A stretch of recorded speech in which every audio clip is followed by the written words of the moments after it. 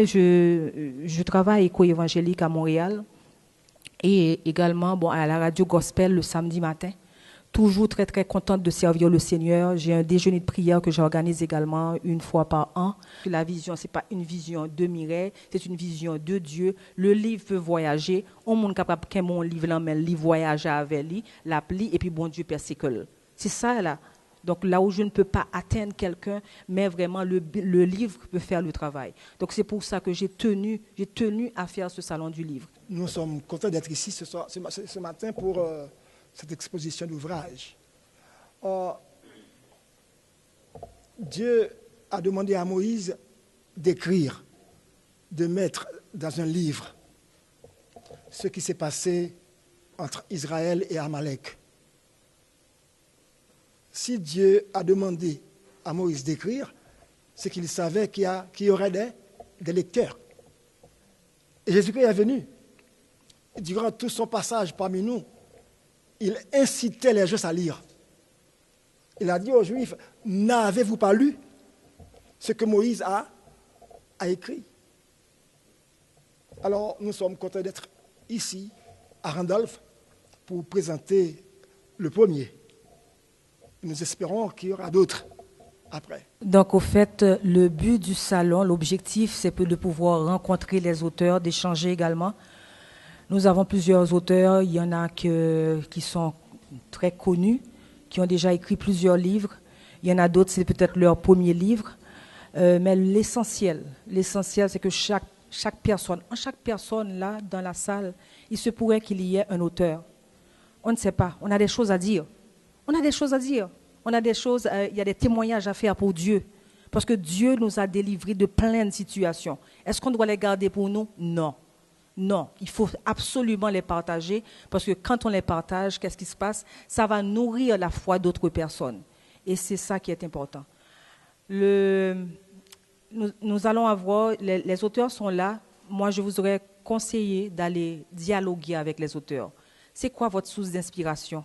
Pourquoi vous avez donné ce titre-là au livre?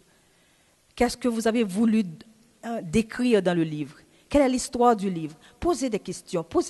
Ça va enrichir connaissance et richesse.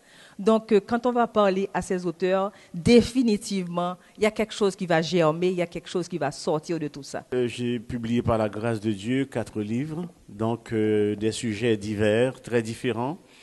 Donc, j'espère en tout cas continuer sur la même lancée.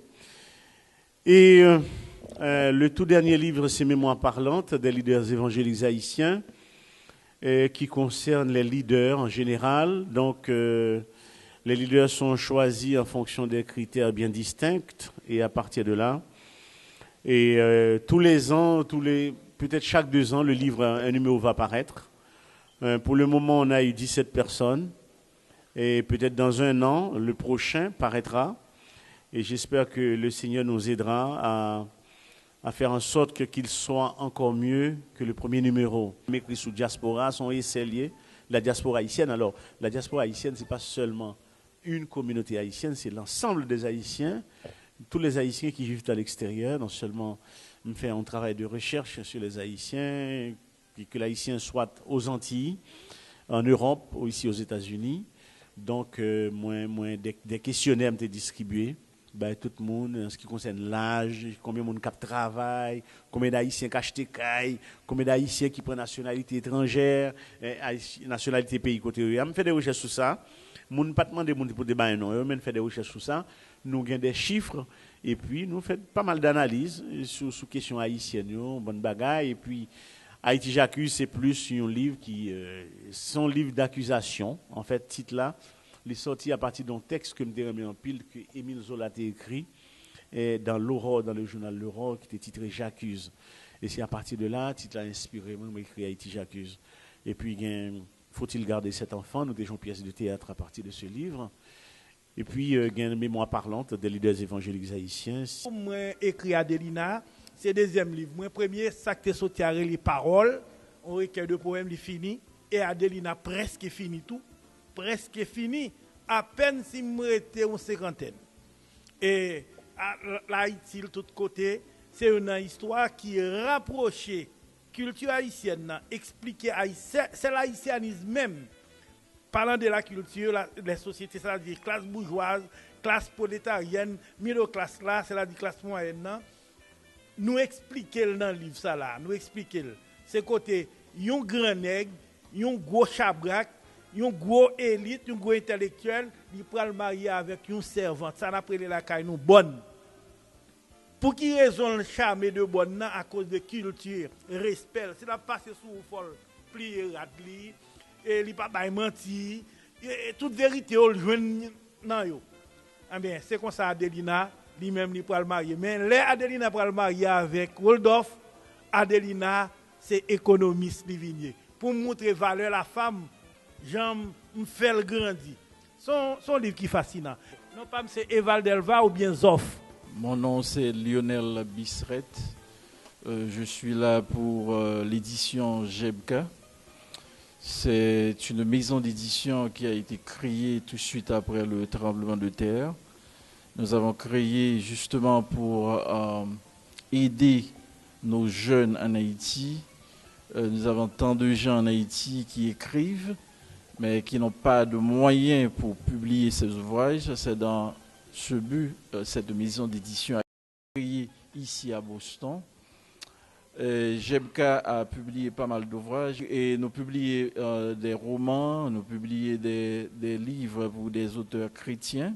On recherche que nous publions pour doyen faculté linguistique appliquée, c'est monsieur Gouin que nous publions pour lui. C'est un livre en langue qu'on parle en Haïti, c'est le parler bolite.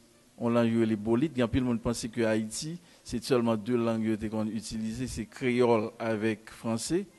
Mais ce n'est pas tromper que c'est une langue qu'on utilise dans le nord d'Haïti. Et les Kako, durant l'occupation américaine, ils ont utilisé le langage ça, c'est bolite.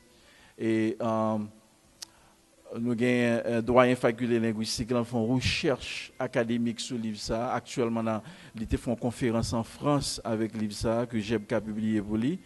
Et jeudi à même, du côté de Saint-Michel de la Talaye, une conférence qu'a faite, une conférence débat qu'a faite sur l'IVSA qui est assez intéressant. Nous vous remercions de ce que vous venez au salon du livre chrétien évangélique. Nous gagnons en pile bon ouvrage chrétien qui est publié, mais tout nous publié pour en pile et l'autre monde qui est dans le monde séculier. Nous faisons une exposition concernant les 200 ans du protestantisme. Comme vous savez, au niveau de la réforme protestante, il y a eu les 95 thèses qui ont été affichées au niveau du château de Wittenberg. Donc, nous avons 3 réformateurs. On va en parler tout à l'heure parce que nous parlons de projection. Il va y avoir quand même la réforme avec Martin Luther, c'était l'Allemagne. Ensuite, Jean Calvin, c'était la France. Également Zwingli avec la Suisse. Et là, au niveau de Haïti, il y a eu les 200 ans du protestantisme qu'on a fêté à Montréal et qu'on a fêté également en Haïti. L'affichage est là. Le pasteur René Auguste a envoyé des livres. Il a des livres qui sont sur le kiosque du pasteur Lotio Madloire. Mais il a envoyé également un texte. Il y a le grand auteur Charles Poisset-Romain qui a fait vraiment beaucoup de recherches. Et là aussi, on a affiché un texte concernant les 200 ans du protestantisme. Allez visionner. Bon, je crois que c'est un événement très important que Mireille Mirabeau a mis sur pied à Boston sur le livre chrétien ou bien sur les livres écrits par les chrétiens. Je vis en Haïti et il y a plusieurs initiatives en Haïti où on essaie de supporter le livre. Parce que le livre, c'est comme une espèce en danger à cause de l'Internet, à cause des médias électroniques. Donc, on a besoin de supporter, de soutenir le livre. Et c'est pourquoi je salue cette initiative prise par Mireille Mirabeau d'avoir ce salon du livre chrétien ici. Je pense que l'industrie du livre, c'est une industrie très difficile. Si on veut gagner de l'argent, on ne va pas être intéressé dans cette industrie. On n'écrit pas pour de l'argent, on ne publie pas, on n'édite pas parce qu'on est motivé par l'argent. Parce que c'est comme si être intéressé dans le livre, c'est comme si avoir attrapé un virus. Vous êtes piqué par un virus et même quand on ne gagne rien, on continue à écrire, on continue à publier, on continue à éditer. Moi, peut-être que c'est l'une de mes missions, c'est de supporter le livre dans toutes ses formes. Non seulement j'écris quand je peux, mais aussi je publie des revues, des critiques sur des livres dans le Nouvelliste ou bien dans d'autres médias, parce que c'est bien de supporter le livre, c'est bien de pérenniser cette activité. Parce que le livre vous permet de voyager à travers le monde. Quand on lit un livre, si le livre se passe au Brésil, vous connaissez des tas de choses du Brésil. Si ça se passe en Haïti, c'est de même. Donc on n'est pas obligé de se déplacer. On est chez soi, on a un livre en main, et puis on lit, et puis on apprend.